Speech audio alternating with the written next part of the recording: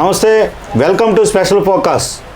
పొత్తులు ఏపీలో రాజకీయాలకు సంబంధించి రానున్న ఎన్నికలకు పొత్తుల్లో భాగంగా జనసేన టీడీపీ ముందుకెళ్తున్న పరిస్థితి. మరోవైపు వైసీపీ ఒంటరిగా ముందుకెళ్తున్నటువంటి పరిస్థితి. సింహం సింగిల్గా వస్తుందంటూ జగన్మోహన్ రెడ్డి ఆయన పార్టీకి సంబంధించినటువంటి నాయకులు అంటుంటే, పొత్తులో భాగంగా అందరినీ ఐక్యంగా ముందుకు తీసుకెళ్తాం ప్రభుత్వ మొండి వైఖరికి సంబంధించి అనేది టీడీపీ జనసేనల నినాదం. అయితే టీడీపీ జనసేనలు రెండు కలిసి పొత్తులో భాగంగా ముందుకెళ్తున్నప్పుడు గ్రాఫ్ ఎలా ఉంది? తాజాగా చూసుకుంటే ప్రస్తుతం ఏదైతే ఈ యొక్క బీజేపీ కూడా ఏపీలో టీడీపీ జనసేనతో కలిసి పొత్తులో భాగంగా పోటీ చేసే పరిస్థితి ఉంటుందనేటటువంటి ఏదైతే ప్రచారం జరుగుతుంది. దీనికి సంబంధించి మనతో ఉన్నారు ముస్లిం జేఏసీ నాయకులు, రాజకీయ విశ్లేషకులు మహమ్మద్ కలీం గారు. చెప్పండి, ప్రస్తుతం ఏదైతే ఏపీలో జగన్మోహన్ రెడ్డి సింహం సింగిల్గా అంటున్నాడు, అంటే ఒంటరి పోరే ఏదైతే రానున్న ఎన్నికల్లో మరి టీడీపీ జనసేన పొత్తుతో ముందుకెళ్తుందని నిన్న మొన్నటిదాకా అనుకున్న పరిస్థితి. తాజాగా చూసుకుంటే బీజేపీ కూడా పొత్తులో భాగంగా ముందుకెళ్లే పరిస్థితి ఉంటుందంటున్నారు. అసలు జనసేన టీడీపీకి సంబంధించి ముందుకెళ్తే గ్రాఫ్ ఉండే పరిస్థితి ఉంటుందా? అలాగే ప్రస్తుతం బీజేపీ కలిస్తే లాభమా నష్టమా ఈ పొత్తుకు సంబంధించి ఏం చెప్తారు? అందరికీ నమస్కారం అండి. రానున్న ఎన్నికల్లో పొత్తులకు సంబంధించినటువంటి అంశంపై ఈ రోజున మరి ఈ యొక్క చర్చ పెట్టడం జరిగింది. 2019 ఎన్నికల్లో ఆంధ్ర రాష్ట్ర ప్రధాన పార్టీలైనటువంటి వైఎస్ఆర్సీపీ, టీడీపీ, జనసేన ఈ మూడు కూడా విడివిడిగా పోటీ చేయడం జరిగింది. అలానే భారతీయ జనతా పార్టీ కూడా విడిగా పోటీ చేయడం జరిగింది. జనసేన తన కూటమిలో సిపిఐ, సిపిఎం, బీఎస్పీ లాంటి పార్టీలతో కలుపుకొని ఒక కూటమి ఏర్పాటు చేసుకొని ఆ కూటమితో పోటీ చేయడం జరిగిందండి గత ఎన్నికల్లో. అయితే ఈ ఎన్నికల్లో వచ్చేటప్పటికి ఏ విధంగా అయితే 2014లో టీడీపీ, జనసేన, భారతీయ జనతా పార్టీ కూటమిగా పోటీ చేసి ఈ రాష్ట్రంలో 1% ఓటుతో మరి తేడాతో వైసీపీని అధికారానికి రాకుండా అడ్డుకోగలిగాయి. 2014లో మూడు పార్టీలు కలిసి టీడీపీ, జనసేన, బీజేపీ. ఆ తర్వాత విడిపోయి విడివిడిగా 2019లో పోటీ చేయడం జరిగింది. మళ్ళీ ఈ సంవత్సరం మరి 2-3 నెలల్లో రానున్నటువంటి సాధారణ ఎన్నికల్లో ఇప్పటికైతే టీడీపీ, జనసేన మీద క్లారిటీగా పొత్తున్నట్టు ప్రజల్లోకి సంకేతాలు వెళ్ళిపోవటం, వాళ్ళు పలు దఫాలుగా ఆ ఇరు పార్టీల అధినేతలు కూర్చొని చర్చించుకోవటం, పొత్తుల్లో సీట్ల సంఖ్య కూడా వాళ్ళు దాదాపు తేల్చుకోవటం, ఇవన్నీ కూడా జరిగిపోయాయి. ఇక జనసేన, టీడీపీ కలిసి పొత్తుల్లో ఏ పార్టీ ఎన్ని స్థానాల్లో పోటీ చేస్తుంది, ఎవరు అభ్యర్థులని ప్రకటన చేసుకుంటమే తరువాయి. ఈ సమయంలో మరి భారతీయ జనతా పార్టీ కూడా 2014 మాదిరి ఈ యొక్క కూటమిలో కలిసి పోటీ చేస్తుందని చెప్పేసి వార్తలు రావటం, దానికి అనుగుణంగా తెలుగుదేశం పార్టీ అధినేత చంద్రబాబు నాయుడు గారు ఢిల్లీ వెళ్ళటం, మరి కేంద్ర హోంశాఖ మంత్రులు శ్రీ అమిత్ షా గారిని కలవటం, ఆ తర్వాత మళ్ళీ ఆ ఊసే ఎత్తకుండా పక్కన పడిపోయి ఉంది. అంటే ఇదే సమయంలో మరి వైఎస్ఆర్సీపీ అధినేత శ్రీ జగన్మోహన్ రెడ్డి గారు కూడా మరి రాష్ట్రానికి సంబంధించినటువంటి అంశాలు అని చెప్పేసి వెళ్ళి మన దేశ ప్రధాని నరేంద్ర మోడీ గారిని కూడా కలిసి రావటం, కలిసి వచ్చిన తర్వాత మళ్ళీ ఈ పొత్తుకు సంబంధించినటువంటి అంశాలన్నీ కూడా మరి మరుగున పడిపోయి ఉన్నాయి. అయితే ఈ మూడు పార్టీలు కలిసి పోటీ చేస్తే కలిసి వచ్చేటువంటి అంశాలు ఏంటి, లేదా టీడీపీ, జనసేన కలిసి చేస్తే వచ్చే అంశాలు ఏంటనేది ఈ రోజున ప్రధానంగా చర్చకు పెట్టినట్టున్నారు మన సోదరులు. అంతేనండి. అంతే.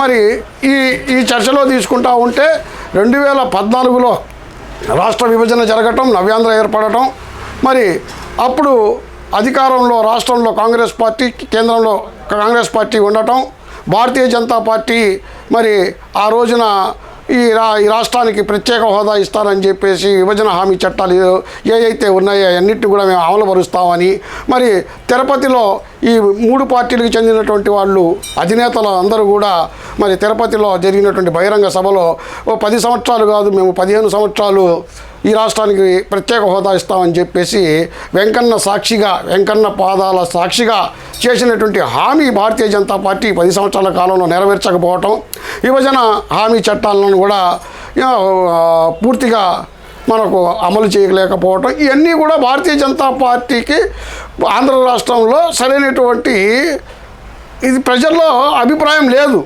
అప్పుడు చెప్పారంటే ఏంటంటే కేంద్రంలో రాష్ట్రంలో కాంగ్రెస్ పార్టీ ఉంది కాబట్టి కేంద్రంలో బీజేపీ ఏర్పడితే ఇవన్నీ ఇస్తామని చెప్పారు కాబట్టి ఆ రోజున ఆంధ్రులు నమ్మారు. ఎందుకంటే ఆ రోజున ఉన్నటువంటి పరిస్థితి, ఆంధ్ర రాష్ట్ర పరిస్థితి, ఆ రోజున ఉన్నటువంటి పరిస్థితుల్లో ఈ రాష్ట్రాన్ని కాపాడుకోవాలా, రాష్ట్ర ప్రయోజనాలే ముఖ్యం అని చెప్పేసి కులమతాలకు అతీతంగా ఆంధ్రులందరూ కూడా అప్పుడు ఉన్నటువంటి నవ్యాంధ్రలో ఉన్నటువంటి 5 కోట్ల ఆంధ్రులు కూడా రాష్ట్ర ప్రయోజనాల వైపే చూశారు. ఆ ప్రయోజనాలు కోసమే ఏం చేశారంటే ఆ రోజున కూడా వైఎస్ఆర్సీపీ బలంగా ఉన్నప్పటికీ కూడా మరి ఈ 3 పార్టీలు కలిసి పోటీ చేసినప్పుడు కేంద్రంలో భారతీయ జనతా పార్టీ అధికారంలోకి వస్తే ఈ రాష్ట్రానికి ప్రయోజనం చేకూర్చిద్ది అనేటువంటి ఒక సదుద్దేశంతో ఆంధ్రులందరూ కూడా ఆ కూటమికి అందరూ కూడా అండగా నిలిచారు. అంత అండగా నిలిచినా కూడా కేవలం 1% ఓటుతో దాదాపు అంటే రాష్ట్రంలో పోలైనటువంటి ఓటింగ్లో దాదాపు ఒక 5 లక్షల తేడాతో వైఎస్ఆర్సీపీ అధికారం కోల్పోవడం జరిగింది. ఇది వాస్తవం. 2019లో ఇప్పుడైతే ఏదైతే చెప్తా ఉన్నారో 2019లో టీడీపీ విడిగా పోటీ చేసింది, బీజేపీ విడిగా పోటీ చేసింది, జనసేన కూటమితో పోటీ చేసింది, కాంగ్రెస్ విడిగా పోటీ చేసింది. ఆ పోటీ చేసిన ఈ విధంగా పోటీ చేసిన దాంట్లో ఇప్పుడు ఏదో సోదరులు చెప్పారు సింహం సింగల్గా వచ్చిద్ది అని. సింహం సింగల్గా వచ్చిద్ది. నాకు తెలిసి సింహం సింగల్గా రాలా. ఇప్పుడు నంద్యాల బహిరంగ సభలో వైఎస్ఆర్సీపీ అధినేత జగన్మోహన్ రెడ్డి అసద్ భాయ్కి ధన్యవాదాలు అంటే ఎంఐఎం ప్రత్యక్షంగా మద్దతు ఇచ్చింది. ఓకే. నంద్యాల సభలో ఆ క్లిప్పింగ్స్ మీ దగ్గర ఉంటే చూసుకోండి. నంద్యాల సభలో వైసీపీ జెండాలతో పాటు ఎంఐఎం జెండాలు కూడా కలిసి రెపరెపలాడాయి. ఆ ఎంఐఎం జెండాలు రెపరెపలాడుతున్నప్పుడు స్వయాన ఆ పార్టీ అధినేత వైఎస్ జగన్మోహన్ రెడ్డి గారు అసద్ భాయ్కి ధన్యవాదాలు అన్నారు. ఆ క్లిప్పింగ్స్ ఉంటే చూసుకోండి. అంటే అప్పుడు సింగల్ ఎలా అయింది? అదేవిధంగా భారతీయ జనతా పార్టీ పోటీ చేసినప్పటికి కూడా పరోక్ష మద్దతు ఇచ్చిందనేది బహిరంగ రహస్యం. ఓకే. 2019లో భారతీయ జనతా పార్టీ విడిగా పోటీ చేసినప్పటికి కూడా మరి అమిత్ షా గారు ఆ టైంలో బీజేపీ జాతీయ అధ్యక్షుడిగా ఉండటం, ఆయన తిరుపతికి రావటం, తిరుపతిలో నేమ తెలుగుదేశం కార్యకర్తలు నాయకులు ఆయన మీదకి దాడికి పూనుకోవటం, ఇవన్నీ చర్యల తర్వాత భారతీయ జనతా పార్టీ విడిగా అయితే పోటీ చేసింది, దాన్ని కాదు. అయితే పరోక్షంగా ఏవైతే ఈ 2 మతతత్వ పార్టీలు అనుకుంటా ఉన్నాయో భారతీయ జనతా పార్టీ మరి మజ్లిస్ పార్టీ ఏవైతే మతతత్వ పార్టీలుగా జనం అనుకుంటారో ఆ పార్టీలది ప్రత్యక్షంగానో పరోక్షంగానో వైసీపీకి అండగా నిలిచినటువంటి పరిస్థితి 2019లో. ఇక సింహం సింగల్గా ఎక్కడ వచ్చిందని అనుకోవాలా? ఇది వాస్తవా కాదా?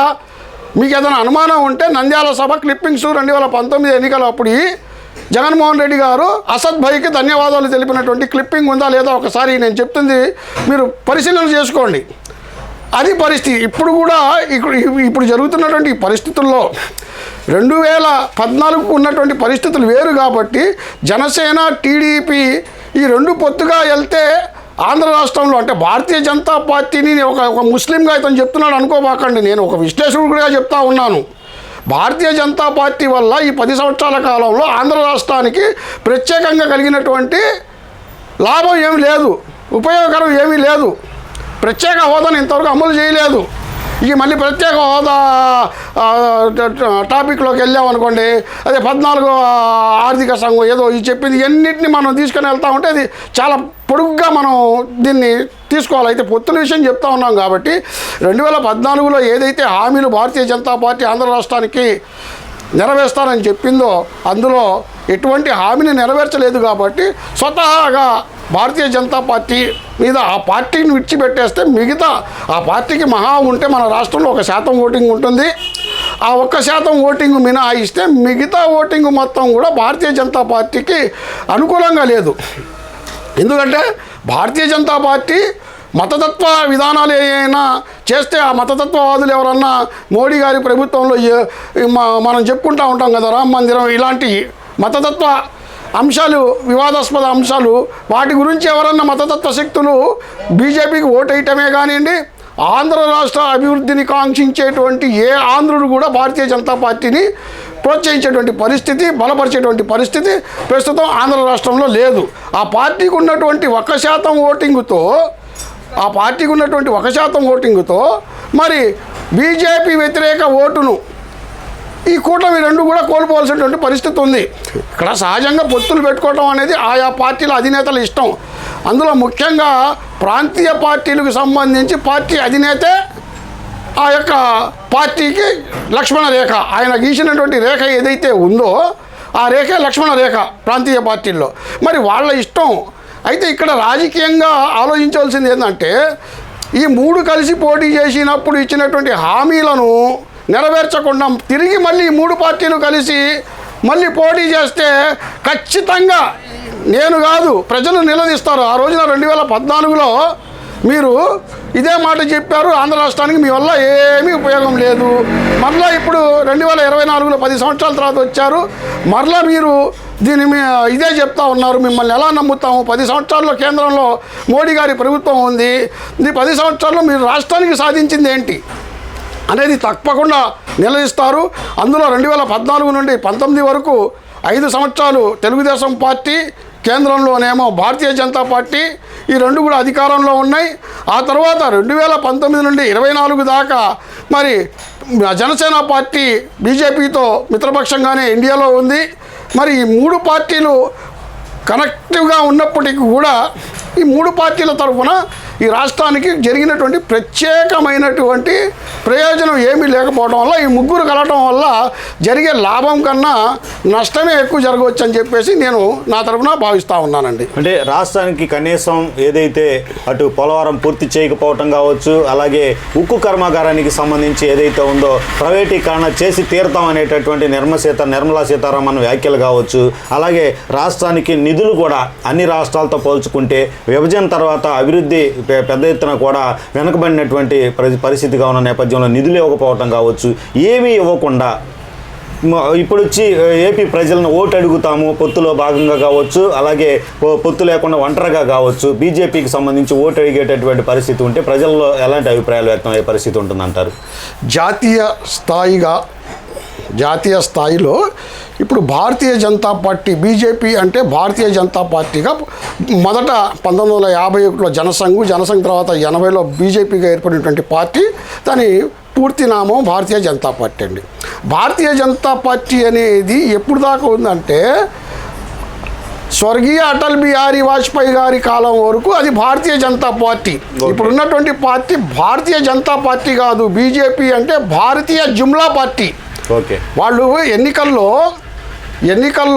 ఏ రాష్ట్రంలో ఏం జుమ్లాలు చెప్పాలో ఆ జుమ్లాలు చెప్పుకుంటామని వస్తున్నారు, కానీ ఏ రాష్ట్రంలో కూడా ఇచ్చినటువంటి హామీలు నెరవేర్చాల.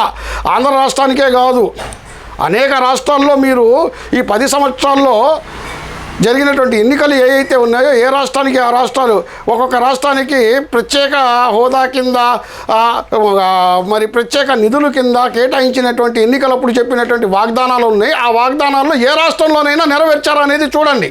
ఓకే, మనం మన ఆంధ్ర రాష్ట్రానికి ఒకళ్ళకే మనం కాదు, ఇతర రాష్ట్రాల్లో కూడా ఇదే పరిస్థితి ఉంది. అయితే ఇది భారతీయ జనతా పార్టీ కాదు, భారతీయ జుమ్లా పార్టీ ఇప్పుడు తయారైంది ఈ బీజేపీ. ఈ జుమ్లా బాజులు ఎవరైతే ఉన్నారో ఈ పార్టీ తరఫున హామీలు ఇస్తూ ఉన్నారో ఆ హామీల్ని జాతీయ స్థాయిలో ఎవరు కూడా నమ్మేటువంటి పరిస్థితి లేదు. బీజేపీ ఇచ్చేటువంటి హామీల్ని నేను చెప్తున్నానని కాదు, ఇది వాస్తవంగా మీరు ఒకసారి పరిశీలన చేసుకోండి. ఏ రాష్ట్రంలో కూడా ఏ ఎన్నికలకి ఎక్కడికి మొన్న తెలంగాణ ఉంది, తెలంగాణ రాష్ట్రంలో మేము అధికారంలో వస్తే బీసీని ముఖ్యమంత్రి చేస్తాము అన్నారా లేదా? మరి నిన్న ఫ్లోర్ లీడర్గా ఓసీలకే ఇచ్చారు. ఓకే, అవును సార్, ఫ్లోర్ లీడర్గా కూడా ఓసీలకే ఇచ్చారు. ఎక్కడైతే మీరు అధికారంలో వస్తానంటారో అక్కడ మీరు ఇవ్వకుండా ఎక్కడైతే అధికారంలో ఉన్నారు, ఉదాహరణకి దాని తర్వాత ఏం చేశారంటే జనం అడుగుతారేమో అని చెప్పేసి మధ్యప్రదేశ్లో ఇచ్చారంటే ఏంటంటే శివరాజ్ సింగ్ చౌహాన్కి ఇస్తే వీళ్ళకన్నా సీనియర్ అయిపోతాడు ఆయన. ఓకే, నరేంద్ర మోడీ కన్నా కూడా ఎక్కువ కాలం ముఖ్యమంత్రిగా పరిపాలించినటువంటి చరిత్ర శివరాజ్ సింగ్ చౌహాన్కి ఎక్కడ వచ్చిందో అని చెప్పేసి తనకన్నా పార్టీలో అతను మరింత ఉన్నత స్థానంలో ఎదిగేటువంటి అవకాశం ఉందని చెప్పేసి శివరాజ్ సింగ్ చౌహాన్ని తప్పించడం కోసం చేసినటువంటి ఒక ప్రయత్నమే అక్కడ బీసీలకు ఇవ్వటం. ఓకే, ఇలాగా అంటే వాళ్ళకు అనుకూలంగా ఏ విధంగా అయితే ఉదాహరణకు 75 సంవత్సరాలకి మేము పొలిటికల్ రిటైర్మెంట్ అయిపోవాలా అని చెప్పేసి అది నేను మరి మోడీ గారి దాకా వచ్చేదాకా అతను అమలు చేస్తాడా లేదా అని చూస్తూ ఉంటే అతనికి ఇప్పటికి 2-3 పుట్టిన తేదీలు బర్త్ సర్టిఫికేట్లు ఉన్నాయి అనేది అందరికీ తెలిసినటువంటి విషయం. ఇలాగ ఏంటంటే వీళ్ళు చెప్పేది చెయ్యరు, చేసేది చెప్పరు. రామ జన్మభూమి వివాదంలో కూడా మనం అనుకున్నాము, మసీదు కూర్చున్న చోట మందిరం కడతా అన్నారు, ఎక్కడో 3 కిలోమీటర్ల దూరంలో కట్టారు. ఇలాగా ఏంటంటే భారతీయ జనతా పార్టీకి ఆంధ్ర రాష్ట్రంలో మరి వాళ్ళకు ఉంటే ఉంటే 1% ఓటింగ్ ఉండిద్ది. అది ఎప్పుడుండో ఉన్నటువంటి ఓటింగు. ఈ ఎన్నికల్లో కూడా వాళ్ళకు పెరిగినటువంటి ఓటింగ్ ఏమీ లేదు. ఆ పార్టీకి ఎవరైతే సాంప్రదాయబద్ధంగా ఉన్నటువంటి ఓటింగ్ ఉందో అదే ఓటింగ్ ఆ పార్టీకి పడిద్ది. మరి నూతనంగా వాళ్ళకు యాడ్ అయ్యేటువంటిది ఏమీ లేదు. దానివల్ల బీజేపీ యాంటీ గవర్నమెంట్గా కానివ్వండి, యాంటీ ముస్లింగా కానివ్వండి, బీజేపీ మీద ఉన్నటువంటి ఏదైతే ఈ ఆరోపణలు ఉన్నాయో వాటిని వ్యతిరేకించేటోళ్ళు కానీ, ఆరోపణలు ఉన్నాయని నిలబడేవాళ్ళు కానీ ఆ విధంగా చూసుకుంటా ఉంటే 10% పైగా బీజేపీకి వ్యతిరేకమైనటువంటి ఓటు కనీసం 10% పైగా ఉండిద్ది. 1% ఓటింగ్ కోసం చూసుకుంటే మరి ఈ 10% ఓటింగ్ కూడా ఈ 2 పార్టీలు కోల్పోయేటువంటి పరిస్థితి ఉంది. కాబట్టి మీరు ఆ పొత్తుల్లో ఉండాలా, పొత్తుల్లో ఉండకూడదా అనేది విషయం మీదే. ఎందుకంటే భారతదేశం వ్యాప్తంగా అనేక పార్టీలతో భారతీయ జనతా పార్టీ పొత్తుంది. గమ్మత్ ఏంటంటే ఆంధ్ర రాష్ట్రంలోనే విచిత్రమైనటువంటి పరిస్థితి. ప్రత్యక్ష పొత్తులో ఎవరూ లేనప్పటికి కూడా ఇప్పుడు ఉన్నటువంటి 3 పార్టీలు కూడా పిల్ల బీజేపీలే. మీరు ప్రత్యక్షంగా పొత్తులో ఉన్నా, ప్రత్యక్షంగా పొత్తులో లేకపోయినా కూడా ఏంది భారతీయ జనతా పార్టీకి మీ వల్ల ఎటువంటి నష్టం జరగదు. మళ్ళా బీజేపీ అధికారంలోకి కేంద్రంలోకి వచ్చిందనుకోండి, ఇవాళ టీడీపీ జనసేనతో పొత్తు పెట్టుకున్నా కూడా మరి టీడీపీ జనసేన బీజేపీ కూటమి ఈ ఆంధ్ర రాష్ట్రంలో ఒకవేళ అధికారంలోకి వచ్చినా వైఎస్ఆర్సీపీకి జరిగే నష్టం ఏమీ లేదు. కారణం ఏంటి అంటే ఇప్పుడు ప్రజెంట్ నిన్నటితో రాజ్యసభ నామినేషన్లు పూర్తి అయిపోయాయి. ఆంధ్ర రాష్ట్రానికి చెందినటువంటి 11 రాజ్యసభ స్థానాలు పూర్తిగా ప్రస్తుతం వైఎస్ఆర్సీపీ ఆధీనంలో ఉన్నాయి, వైఎస్ఆర్సీపీ కైవసం చేసుకుంది. కాబట్టి భారతీయ జనతా పార్టీకి లోక్సభ పరంగా ఏదైనా సంఖ్యాబలం తగ్గితే ఆంధ్ర రాష్ట్రం నుండి జనసేననో తెలుగుదేశమో కాదు, అవసరమైతే వైఎస్ఆర్సీపీ కూడా వాళ్ళకు లోక్సభలో ఇచ్చింది. ఒకవేళ వైఎస్ఆర్సీపీ వద్దు, మేము టీడీపీ జనసేనతో కలిసాము, వీళ్ళది తీసుకుంటామంటే ఇంకో రాష్ట్రం నుండి ఇంకో పార్టీని చీల్చైనా కూడా వాళ్ళ యొక్క మెజార్టీని ప్రూవ్ చేసుకోగలరు. ఏదైతే మ్యాజిక్ ఫిగర్ ఉందో ఆ మ్యాజిక్ ఫిగర్కి చేరుకోగలరు. అయితే ఇక్కడ అత్యంత కీలకమైనటువంటి అంశం ఏంటి అంటే ఇక్కడ ఉన్నటువంటి 245 రాజ్యసభ స్థానాల్లో 123 స్థానానికి చేరుకోలేకపోతుంది బీజేపీ. వాళ్ళకి రాజ్యసభలో బలంగా ఉన్నటువంటి పార్టీయే భారతీయ జనతా పార్టీకి రేపు 18వ లోక్సభలో కావాల్సినటువంటి బలం.